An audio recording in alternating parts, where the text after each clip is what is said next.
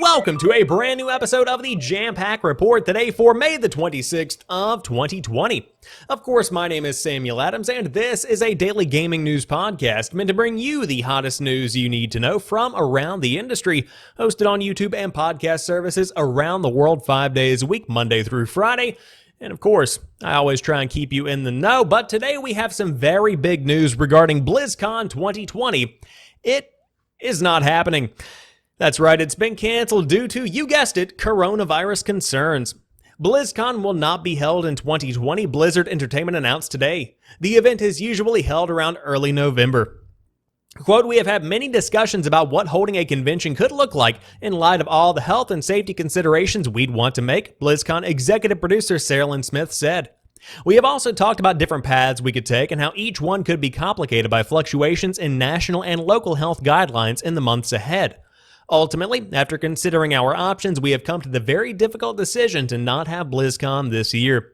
Blizzard Entertainment is currently discussing how to, quote, "channel the BlizzCon spirit and connect with you in some way online, but that will most likely happen sometime early next year." The company is also looking into alternatives for supporting some of the esports events that would normally occur at the show, and more information is developing. And of course, you can stay tuned to the Blizzard outlets on Twitter, Facebook, etc., or you can always stay tuned in here to the Jampack Report each and every weekday. But this is something that I think showcases what we can expect to see more of throughout the summer. Because, again, BlizzCon is normally held in early November, which means that almost every other event between now and November has now had a precedent set on it, especially if it's in the gaming space. Because, essentially, you have an equal likelihood that things could be better by November. Things could continue to be in the state that they're in right now in November. It's kind of hard to tell because there is so much uncertainty. So to put months and months of planning into an event that could be canceled in the long run doesn't make financial sense, and on top of that, it doesn't make sense to put the lives and the health of those that love your brand and that would come to BlizzCon at risk, no matter how small or large that risk may be. So this is ultimately the right choice, and I think, again, you are going to be seeing more of this, and I think the big question now is, what's going to happen to TwitchCon? Because it's one of the biggest events that has yet to be addressed, and so are we going to see a digital TwitchCon? Are we going to be seeing a cancellation in full? What's the situation going to be with that? And I think we will hear more about that in the coming weeks. But for the Blizzard fans out there, it looks like BlizzCon is no longer going to be held in 2020. But stay tuned, because a big digital event, I'm sure, is going to be underway in a matter of months. However, Twitch has signed multi-year deals with popular streamers Summit1G, Dakotaz, and JoshOG. Twitch has re-signed popular streamers Jared Summit1G Lazar, Brett Dakotaz Hoffman, and JoshOG Beaver, ensuring they will stay with the service at a time when others are taking deals to stream elsewhere. And of course, this is coming to us via the Washington Post. The terms of the contracts were not disclosed, though they are multi-year content deals, according to a press release from Loaded, the talent agency that represents all three of them. Combined, Lazar, Hoffman, and Beaver have more than 11 million Twitch followers, and Lazar has more than 5 million followers, making him one of the top 10 most followed streamers on Twitch. Hoffman has 4.3 million followers, and Beaver has 1.73 million followers. Quote, "At a time when community is paramount, these creators are a core part of Twitch's mission to bring people together, and we are excited to continue our partnership as we build the future of gaming and live entertainment," said Michael Aragon, Twitch's SVP of content, in a statement. Some other popular streamers who have developed large followings on Twitch have moved to other streaming platforms in recent months, including Ninja, Shroud, and King Gathalion moving to Mixer, and of course, Jack Courage Dunlop and Rachel Valkyrie Hofstetter streaming exclusively on YouTube Gaming. Now, they have re-signed big names like Dr. Lupo, Tim the Tapman, and Lyric in the past, on top of Dr. Disrespect in March, which was a pretty big deal that we also discussed here on the show. But these are very big names in the streaming space. In fact, JoshOG is one of the first people that I watched on Twitch whenever I first logged on. But Summit1G is undeniably a Goliath of the modern streaming industry. For instance, just a couple of weeks back, whenever Halo Reach launched out of beta and into its fully fleshed out glory on PC in the Master Chief Collection, he was playing a lot and had a lot of viewers. I mean, a lot of viewers at like 4 a.m. Eastern time. It was insane. And then whenever Fortnite was at its peak popularity, Dakotaz was really pulling in some numbers. Still undeniably very popular, but a very unique creator that definitely brings a lot to the table. So it's good to see that Twitch is valuing their content and those that create it, because ultimately that's what makes Twitch the go-to place to be. If you look at Mixer, does it have talent? Yes, but does it have the amount of talent and the pedigree of talent that Twitch has, even after its acquisitions? No. But you have to ensure that that content, that quality is locked down, because now you do have people going to Mixer for King Gothalion. You have fans going to Mixer for Ninja, and you have many people going there for Shroud and his top tier gameplay. But ultimately, in the minds of those that are on social media and that pay attention to the streaming space, it's almost like an inevitable return is going to be somewhat of a redemption story for a lot of these streamers as Mixer continues to falter and sees minimal growth at a time when other platforms are abounding with tons of triple-digit growth figures. It seems like one of those situations where, honestly, like a no harm, no foul for the streamers, because they're just going to make some money. They're going to better their careers. And at the end of the day, you'll see them do what K-Magic 101 did. If the Mixer contract doesn't work out, you come back to Twitch, your numbers go back up, you're good to go. And you might be one of those people that says, I will never support somebody who abandons Twitch. You could be like that, but that's not going to stop the bulk of people from just being glad to see their favorite creator online on the platform they prefer again. Anyways, I went off on a rant there, but Twitch is getting big with some of these big acquisitions, and it is good to see that Twitch is locking down some of their biggest people in 2020 and beyond. Speaking of beyond, No Man's Sky is coming to Game Pass in June for the Xbox players out there. From its rocky reception in 2016 to renewed popularity after a series of significant updates, No Man's Sky has had a pretty spectacular trajectory, and one that's set to reach new heights as the game is now coming to Xbox Game Pass, as announced by Hello Games founder Sean Murray via a blog post on the Xbox Wire, in which he also confirmed a Windows 10 PC version of the game will be coming to the Microsoft Store.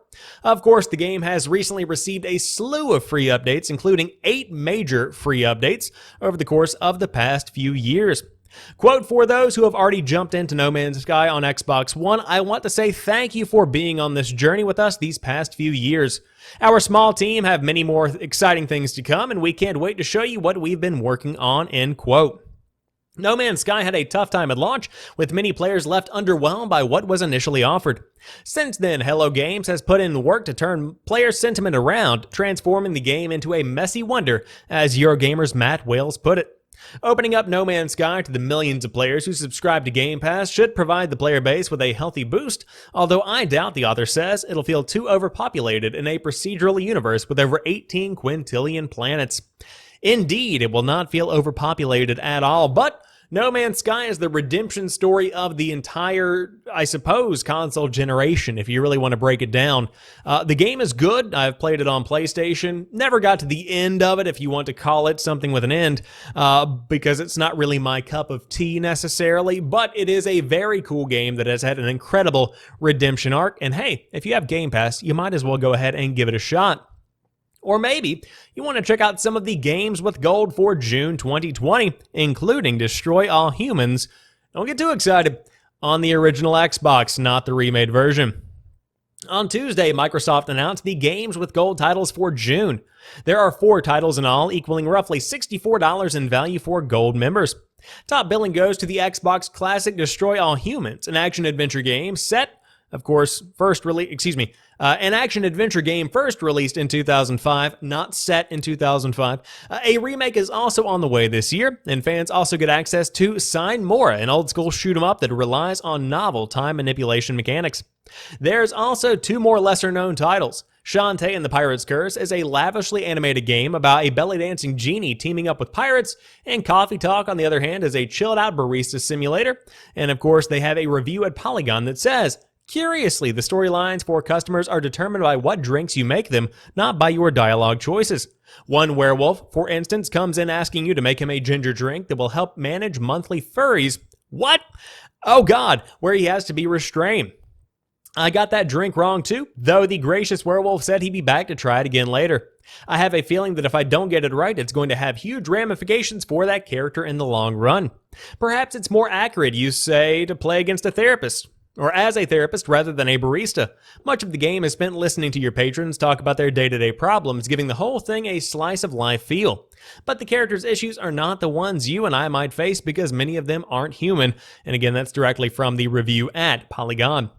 Gold members will have access to Shantae and the Pirate's Curse from June 1st through the 30th on Xbox One, Coffee Talk from June 16th to July 15th on Xbox One, and Destroy All Humans is free on Xbox One and 360 from June 1st to the 15th, while Sign More will be available from June 16th through the 30th. So if you want to dive in and check out games like Coffee Talk, which is a pretty recent release, or perhaps Destroy All Humans on the Xbox One, via Xbox 360 backwards compatibility, by all means you absolutely could if you did want to give them a look. But overall, not a super impressive month. It seems like they're kind of making up for where other consoles and other platforms are beginning to hit their stride. For instance, the Destroy All Humans remake is coming in just a couple of weeks, so it feels like they're just kind of putting that one out there to kind of make up for the fact that the remaster isn't out yet on Xbox One. And on top of that, you have Coffee Talk, which is an okay indie simulation kind of game, but still lacking behind the June lineup for PlayStation Plus, which includes Call of Duty World War II on top of rumored to be Spider-Man, which would be a mind-boggling month. I'm not going to hold my breath on that one, but still nothing compared to PlayStation Plus in overall. But Detroit Become Human Beyond and Heavy Rain Steam release dates have been announced. Been waiting to pick up a Quantic Dream game but refused to purchase them on the Epic Games Store? You are in luck, and of course we talked about this earlier in the week. Yes, we did. Today's Tuesday, I believe so. But we have a release date. All three games are going to be coming to Steam on June the 18th. Originally, it was expected that these would be staggered releases where you have one coming in June, one coming in July, and then Detroit Become Human would come later this December if there was a year-long exclusivity agreement. But it seems like that's not the case. It looks like all three are going to be available on Steam, and their pages are, of course, now live, if you did want to go in and give them a shot. Now, two of the games, Beyond and Heavy Rain, both have demos available now, and one demo for Detroit Become Human is reportedly on its way, but I will let you know when that goes live. So if you want to play some fantastic PlayStation console exclusives on PC, you can pick them up now on the Epic Games Store. There is a big sale going on, or alternatively, you can just get them on Steam. But Warface Breakout has been revealed, and it is out today on the PlayStation 4 and the Xbox One. The free-to-play shooter Warface is getting a spin-off game, and it's launching today. Warface Breakout releases today for PS4 and Xbox One, and it's a new competitive first-person online shooter that's inspired by Counter-Strike. Like Warface, Breakout is published by the Russian studio My Games. It's developed by My Games' internal studio Alad's team. Unlike Warface, Breakout is a paid title. You can pick up the shooter for $20 USD for the standard edition, or $30 for the deluxe edition that includes bonuses like extra skins. The listings are available now on the PlayStation and Xbox online stores, where you can check them out below. My Games says Breakout will deliver, quote, classic gunplay-focused competitive FPS action, featuring controls that have been optimized for console. The gameplay loop involves one team trying to plant and detonate a bomb and the other side trying to stop them. Players earn credits by completing objectives, and they can be spent on new weapons and equipment at the onset of each round. This is pretty much the exact same setup as Counter-Strike. My Games says Breakout has more than 30 realistic weapons, including assault rifles and SMGs, as well as shotguns, sniper rifles, and machine guns. There will be 5 maps at launch: Storage, Facility, Oasis, and Sandstorm. That's 4. That's 4, my individuals at GameSpot, but more maps will come later through the game's post-launch support plan. The studio also confirmed that Breakout will not have a battle pass, but players will be able to spend real money to purchase crates that contain cosmetic items. For lots more on Breakout, you can check out GameSpot's preview video embedded above. And of course, Warface was originally created by Crytek before My Games took over publishing control of the series, and that game is out now on PS4, Xbox One, Switch, and PC. So if you're into Counter-Strike and you want to try something new on the PlayStation 4 and the Xbox One, you can check out Warface Breakout today on, again, the console's PlayStation 4 and Xbox One. But I would not be surprised to see this one come to Switch at some point if it becomes well optimized. However, I'm shocked it's not out on PC. That seems kind of strange, but perhaps they are going for a niche audience, because right now, in the world of competitive first-person shooters on PC, you have Counter-Strike Global Offensive, of course, a very big game, but on top of that, you have Valorant, and so to release Warface Breakout directly in the PC space would kind of put it out there to die, because nobody wants to go up against, of course, Valve's iconic game, or Riot Games' indie darling, if you will. It's not an indie game, but you know what I mean, the little new kid on the block kind of situation going on with Valorant. So Breakout could find a niche where neither game is available on the PlayStation 4 or the Xbox One, so it might as well go ahead and shoot its shot. But Silent Hill's Pyramid Head is coming to Dead by Daylight. Is it teasing something? I'm not sure. The asymmetric horror game Dead by Daylight has kept things fresh since its 2016 release through crossovers with numerous other horror series, primarily movies, including Scream, Nightmare on Elm Street, Saw, and the Texas Chainsaw Massacre. The newest crossover, available now in the public test build on Steam, adds Konami's classic Silent Hill to the mix, including the new Midwich Elementary School map, a new survivor, and of course, Pyramid Head. Midwich Elementary School is the scene of unspeakable horrors. Any sense of the innocence that once marked these halls is gone. In its place, stained walls, rusted chains, hanging cadavers, cadavers. I was like, what's a cadaver? I don't know. Hanging cadavers and a sense that things have gone horribly wrong. That doesn't sound great. Pyramid Head digs it, though. The sadistic murder machine, fixated on dispensing punishment through pain, and you thought detention was bad, roams the halls with his great blade dragging behind him. His quarry, a new survivor named Cheryl Mason, who has escaped from a religious cult that's been pursuing her since birth, only to find herself squaring off with the entity, the malevolent being behind Dead by Daylight's nightmare realm that pits survivors against killers. Talk about a bad break. Quote, Silent Hill is such an iconic video game license, and to add it to our legendary roster of horror is truly an honor, Behavior Interactive game director Mateo Cote said. We hope players will have as much fun discovering this chapter as we had in making it, end quote. And of course, the Silent Hill chapter is set to go live in Dead by Daylight on June the 16th, which is just a couple of weeks away. So this is weird because we've been hearing a lot of rumors about a Silent Hill game coming to the PlayStation 5. So are we going to get that? Or is this what we have been hearing the rumblings of? It would make sense to see a crossover that kind of is an act of marketing in and of itself, a cross-promotion, if you will. But this definitely is something that signifies to me that a new game might not necessarily be in the works. It could go either way. Would Konami license out the Silent Hill name to get it in Dead by Daylight if it had already gotten tons of money from Sony to make an exclusive game? Not necessarily, but it might not turn it down either. It's a very hard call to make. So we will stay tuned and see what goes on, but we might hear more news about a Silent Hill reboot coming to the PlayStation 5 in the Escapist Indie Showcase. Just kidding. It's not going to be It's not an indie game if it's coming to the PlayStation 5 as a first-party title. But the Escapist Indie Showcase has been announced. It's an all-digital event taking place on June the 11th with 70-plus indie games, including new reveals, gameplay, and dev diaries. So I just wanted to mention this. This is the first big announcement from the Escapist, but this is the first of many events that have been announced. Well, I should say this isn't the first. This is just one of many events that has been announced for summer 2020 that many outlets are putting on in lieu of having an E3 that kind of unifies all of these events together. You have the Summer of Gaming by Jeff Keighley. You have IGN's big event. You have the Escapist now. You have an indie showcase that was held today that I don't even remember the name of.